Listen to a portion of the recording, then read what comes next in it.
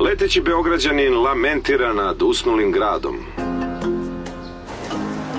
Kaže ona ista medicina da samoća može da bude loša za čoveka, kao prejedanje ili nemanje fizičke aktivnosti. Ipak ni preterano vežbanje i gladovanje ne može da bude zdravo, zar ne?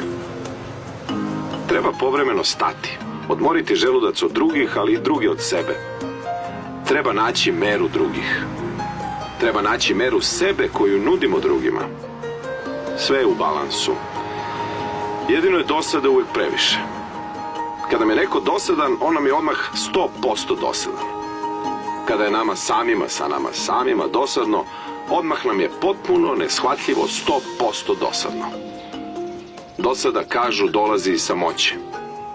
Ne bih se složio sa tim. Samoća nije odsustvo drugih, samoća je stanje svesti. Dosada nije odsustvo sadržaja, dosada je stanje duha.